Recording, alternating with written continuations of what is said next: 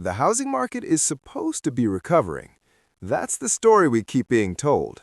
But if that were true, buyers wouldn't be walking away like this. Right now, home buyers are canceling purchase contracts at the highest rate ever recorded. Not during the pandemic, not during lockdowns, right now. And this isn't panic, this isn't fear, this is something much more dangerous. Buyers are backing out after they've already committed, after they've gone under contract, after they've run the numbers. That tells us something important. This isn't about mortgage rates being too high. This isn't about people waiting for a better deal. This is about people realizing in real time that the cost of owning a home is far higher than what they were led to believe. And when buyers start abandoning the market at record levels, while sellers are still convinced prices shouldn't come down, you don't get a recovery, you get a standoff. And in every housing standoff, someone eventually has to lose. Today, we're going to break down why buyers are pulling out, why this trend matters far more than most headlines suggest, and why the real problem in housing right now has almost nothing to do with interest rates. Record-breaking cancellations and the collapse of buyer confidence. For the first time on record, home buyers are canceling contracts at the highest rate we've ever seen. And that alone should stop people in their tracks, because this isn't happening in the middle of a financial crisis. It's not happening during lockdowns. It's not happening when the economy is frozen by fear. It's happening now, while we're being told the housing market is stabilizing and recovering. According to the latest data from Redfin, more than 40,000 home purchase contracts were canceled in a single month, representing over 16% of all homes that went under contract.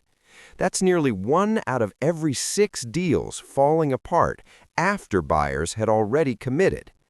Now, to be fair, Redfin's data only goes back to 2017. That gives us about 9 years of history, not forever. But that 9-year window includes the pandemic. It includes one of the most uncertain periods in modern economic history. And even compared to that, today is worse. That should tell you something. Because back then, buyers were canceling due to fear of the unknown. Today, buyers are canceling because they're starting to understand the reality in front of them. This isn't emotional panic. This is calculated hesitation. And that distinction matters. When people panic, they freeze. When people understand risk, they pull back deliberately. What we're seeing right now is not buyers being priced out overnight. It's buyers stepping away mid-transaction, during inspections, during due diligence, once the full financial picture becomes clear. And that's a very different signal. If mortgage rates were the main problem, buyers wouldn't even be entering contracts in the first place. If prices alone were the issue, we'd see fewer offers, not more cancellations. But instead, buyers are going under contract and then walking away. That tells us the problem isn't what buyers expected to pay, it's what they discovered they would actually have to pay. At the same time, the broader market context makes this even more alarming.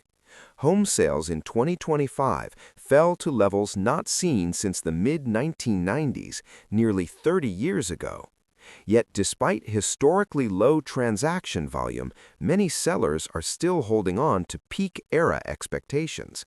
So we now have a market where buyers are more cautious than they've been in years, sellers are more numerous than buyers, and confidence on both sides is moving in opposite directions. That combination doesn't lead to balance, it leads to friction. And when friction builds in housing, it doesn't resolve itself quietly. It resolves through price adjustments, failed transactions, and forced decisions. This wave of cancellations is not a temporary anomaly. It's an early warning signal. It's the market telling us that something fundamental has changed, not just in affordability, but in trust. And once buyer confidence breaks, it doesn't come back easily. Because the question buyers are asking right now isn't, can I afford this house today? It's, will I still be able to afford this house a year from now? And that question is exactly what's pushing the housing market into a standoff. So if buyers are pulling back at record levels, the next question becomes unavoidable. In every housing market, there are two sides. Someone wants to buy, someone wants to sell. And when confidence collapses, the side that needs the transaction more is the side that eventually gives way. So the real question right now is simple. Who actually needs this deal more, the buyer or the seller? Who really needs the deal? Buyers versus sellers. One of the biggest misconceptions in housing right now is the idea that buyers and sellers are under equal pressure. They're not. In fact, the imbalance between the two sides has rarely been this wide. Let's start with the seller. People don't sell homes casually. Most sellers are driven by necessity, not preference. They're selling because they need to move for work. They're selling because of divorce, illness, or family changes. They're selling because the cost of owning the home has quietly become unmanageable. In all of those situations, time works against the seller. Every month the home doesn't sell means another mortgage payment, another tax bill, another insurance bill, another maintenance expense. And for many sellers, especially those who bought or refinanced near the top of the market, that carrying cost is no longer trivial. Now compare that to the buyer. As long as a buyer has a place to live, whether that's renting, living with family, or staying put, there is no immediate financial bleeding. Buying a home today is not a requirement. It's a choice. Even if homeownership is a long-term goal, it's still optional in the short term. And that difference matters more than most people realize, because when markets tighten, the side that can wait gains leverage. And right now, buyers can wait. That's why we're seeing something historically unusual. Sellers are outnumbering buyers by record margins. At the same time, buyers are becoming more selective, more cautious, and more willing to walk away entirely. This is the opposite of the pandemic-era market, where buyers felt pressured to act immediately or risk being permanently locked out. Back then, buyers feared missing out. Today, buyers fear getting stuck, and that fear is rational. Because when buyers commit to a home now, they're not just committing to a purchase price, they're committing to a long-term cost structure that may continue rising even if the home's value doesn't. Sellers, on the other hand, are often anchored to yesterday's prices. They remember what their neighbor sold for in 2022. They remember peak appraisals. They remember bidding wars. But markets don't care about memory. Markets care about who has leverage today. And today's leverage is shifting, slowly, unevenly, but clearly, toward the buyer. That doesn't mean prices collapse overnight. It doesn't mean every market crashes. What it means is that the old rules no longer apply. When sellers outnumber buyers, when transaction volume collapses, and when buyers are willing to cancel contracts mid-deal, the market enters a standoff. And standoffs don't resolve through optimism. They resolve when one side is forced to accept reality. The problem for sellers is that many of them don't yet realize which side that is. And the problem for buyers is that even with leverage returning, there's something else waiting beneath the surface, something that makes walking away the smarter move in far more cases than people expect. Because the biggest shock in today's housing market isn't the price, it's what buyers discover after they think they've done the math. So, on paper, buyers finally seem to have leverage again. More choices, less competition, more room to negotiate. But here's the part almost no one talks about. Even when buyers want to move forward, even when the price looks reasonable, even when the deal seems fair, that's often the moment when everything falls apart. Because that's when buyers discover the real cost of owning a home. The cost shock buyers never see coming. This is where most purchase contracts die. Not at the offer stage, not because of bidding wars, but during inspections, due diligence, and final numbers. This is the moment when buyers stop guessing and start calculating. And what they're finding is deeply unsettling. According to new data from real estate analytics firms, a growing share of homeowners are now paying more each month in property taxes and insurance than they are toward their actual mortgage. Let that sink in.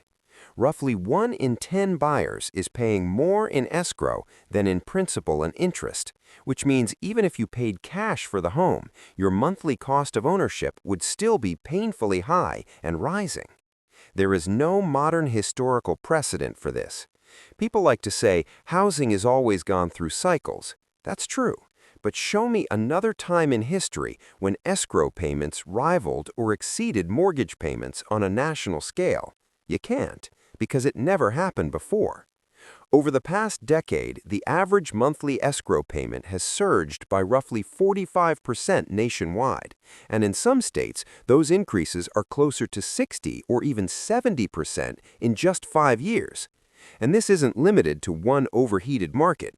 It's not just Florida, it's not just California.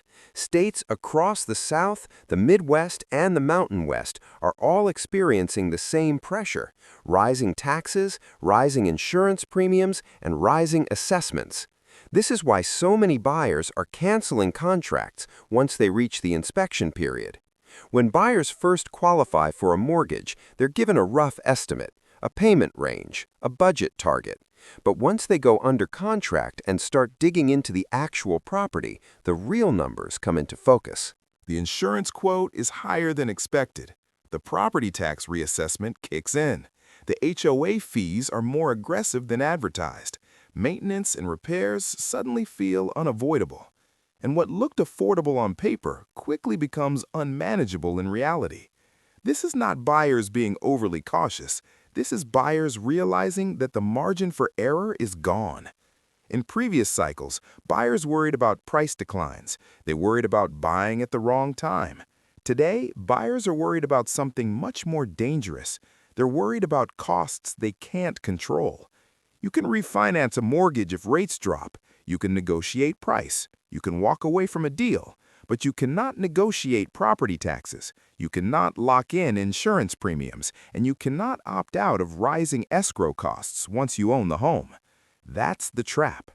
Even buyers who get a good deal on price are realizing that it doesn't protect them from future financial strain. And once that realization hits, confidence evaporates. This is why contract cancellations are accelerating, not because buyers are irrational, but because they're finally being rational. They're looking past the listing price and asking a far more important question: what does it actually cost to stay in this house? And for a growing number of buyers, the answer is enough to make them walk away.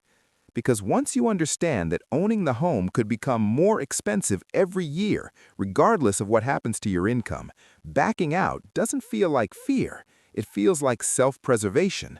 And that's where the housing market runs into its next problem. Because when the true cost of ownership rises faster than incomes, it doesn't just affect buyers, it starts destabilizing homeowners who already bought in. And that's when the cracks begin to spread beyond canceled contracts. When homeownership stops being financial stability. For decades, homeownership was sold as the safest financial decision an average household could make. Buy a home, lock in your payment, build equity, protect yourself from rising rents. That advice made sense for a long time. But the financial mechanics that made homeownership stable no longer exist. In the past, once you bought a home, most of your housing costs were predictable. Your mortgage payment stayed the same. Property taxes moved slowly. Insurance was an afterthought. Today, that entire structure has flipped. Mortgage payments may be fixed, but everything around them is not. Property taxes are being reassessed at higher values. Insurance premiums are resetting at double-digit rates. Maintenance costs are rising faster than inflation, and none of these expenses are optional. This is why we're starting to see something that feels deeply wrong to people who've been in housing for a long time. Homeowners who bought responsibly, who put money down, who locked in fixed-rate mortgages, who followed every rule, are still finding themselves under financial pressure. Not because they overspent, but because the cost of staying in the home keeps rising. That's a fundamental shift. In previous downturns, homeowners worried about prices. They worried about being underwater on value. Now, many homeowners are worried about cash flow. They're asking whether they can afford to remain in the home month after month, regardless of what Zillow says it's worth. This is why foreclosures and delinquencies are beginning to tick up, even without a collapse in prices. It's not a credit crisis. It's not a lending standards problem. It's a cost of ownership crisis.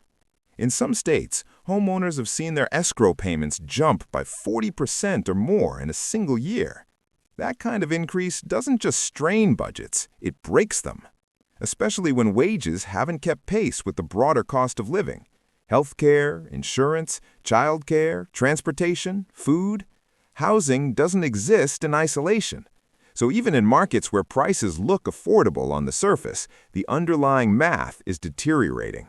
This is particularly dangerous in regions that have been considered safe or stable, places where prices didn't spike as aggressively, places where people assumed affordability would protect them. But affordability on price doesn't matter if ongoing costs spiral out of control. A cheaper house with exploding taxes and insurance can be more financially dangerous than an expensive one with stable costs. And that's the paradox many homeowners are waking up to right now. This is also why so many buyers are second-guessing the old advice. Because buying a home no longer guarantees stability. It guarantees exposure. Exposure to rising taxes, exposure to insurance markets that can reprice overnight, exposure to maintenance costs that don't care what the housing cycle is doing. And once people realize that risk doesn't end at the closing table, the psychology of housing changes. Buying a home stops feeling like protection. It starts feeling like a liability. That shift in mindset is slow, but once it happens, it's hard to reverse, because people don't forget what it feels like to be blindsided. And that's exactly why the next narrative in housing is so misleading. The idea that buying is now cheaper than renting in much of the country. On the surface, it sounds reassuring, but it leaves out the most important part of the equation. Buying is cheaper than renting, a misleading comparison. Lately, a new headline has been making the rounds. In more than half of U.S. counties, buying a home is now cheaper than renting. On the surface, that sounds like good news. It sounds like proof that the housing market is becoming affordable again. But there's a massive problem with that conclusion. It's based on an incomplete comparison. Most of these studies compare one number to another, the average mortgage payment versus the average rent payment, and that's it. What they leave out is everything that actually makes home ownership expensive. Closing costs, inspection fees, moving expenses, maintenance and repairs, homeowners association fees, property taxes, insurance. None of that is included in the headline. According to data from Zillow, the average homeowner pays between $16,000 and $22,000 per year on top of their mortgage just to own and maintain the home. That's not a rounding error. That's a second housing payment. So when a report claims that buying is cheaper than renting, what it's really saying is this. If you ignore all the unstable, rising costs of ownership and only focus on the mortgage payment, then yes, buying can look cheaper. But real households don't live inside spreadsheets. Renters pay rent, then they're done. Homeowners pay the mortgage, and then the bills keep coming. This is where the comparison completely breaks down. Renters may spend a higher percentage of their income on housing each month, but that number is predictable. Homeowners face costs that are variable, uncontrollable, and often arrive as surprises. A tax reassessment, an insurance premium hike, a major repair. Any one of those can erase the supposed savings of owning in a single year. And there's another distortion hiding inside these reports. Home prices have risen much faster than rents over the past several years. That means buyers are locking in higher long-term obligations even if monthly payments temporarily look competitive. On top of that, many mortgage payment estimates don't even include taxes and insurance. So buyers are comparing rent, which is all inclusive, to a mortgage payment that doesn't reflect the true monthly cost. That's not an apples to apples comparison. It's apples to headlines. This kind of framing encourages people to rush into decisions without fully understanding the risk they're taking on. It tells them, buy now or you're throwing money away. But what it doesn't tell them is that ownership costs are not fixed and they're not capped. Even buyers who qualify comfortably today can see their payments rise significantly within a year due to escrow increases alone. That's why so many buyers are pulling out once they see the full picture. Because when you include all the costs, not just the mortgage, buying doesn't look cheaper, it looks uncertain. And uncertainty is the enemy of confidence. Which brings us to the final piece of the puzzle. Because whenever housing affordability comes into question, there's one institution people look to for salvation: the Federal Reserve, and the belief that lower interest rates will somehow fix all of this. The Fed, interest rates, and the affordability illusion. Whenever housing affordability becomes a problem, people look to the same solution: lower interest rates. The assumption is simple. If the Fed cuts rates, mortgage rates fall. If mortgage rates fall, housing becomes affordable again. But that assumption doesn't hold up anymore. First, the Federal Reserve does not directly control mortgage rates. Mortgage rates are driven primarily by the 10-year Treasury, not the Fed funds rate. That's why we've seen periods where the Fed cut rates and mortgage rates barely moved, or even went higher. Second, even when mortgage rates do decline, they don't fix the core problem in today's housing market. Affordability is not just about the interest rate on the loan, it's about the total cost of owning the home over time. And that's where the math breaks down. Prices are still elevated in many markets, property taxes are rising, insurance costs are surging, maintenance expenses are climbing. Lowering mortgage rates by 0.5% doesn't offset those pressures in any meaningful way.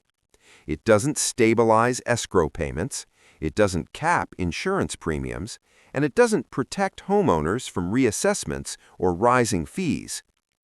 That's why rate cuts over the past year haven't reignited demand the way many expected. Buyers aren't waiting for a better rate, they're waiting for clarity. They're waiting to see whether the cost of ownership will stop moving against them. And so far, there's little evidence that it will.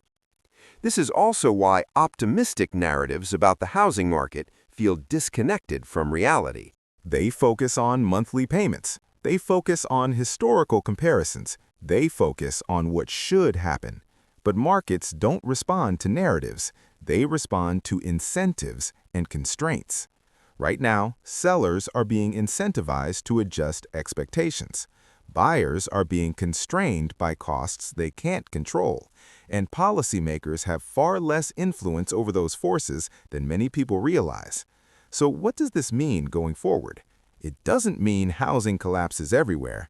It doesn't mean nobody should buy. What it means is that the era of housing as a one-way bet is over. For sellers, that means preparing for fewer buyers, longer listing times, and tougher negotiations. For buyers, that means opportunity exists, but only for those who understand the full cost of ownership and are willing to walk away when the math doesn't work. Walking away is not failure. In this market, walking away is discipline. Because the biggest mistake buyers can make right now is assuming that tomorrow will automatically be easier than today. The housing market isn't frozen because people are confused. It's frozen because people are learning. And once buyers understand what they're actually signing up for, they don't rush. They wait, they calculate, and sometimes they walk away. That's not a sign of weakness. That's the market resetting, slowly, unevenly, and painfully back toward reality. If this breakdown helped you see the housing market more clearly, hit the like button. It helps this video reach people who need it. If you want more clear, data-driven explanations about housing, subscribe to the channel. Thanks for watching. and I'll see you in the next one.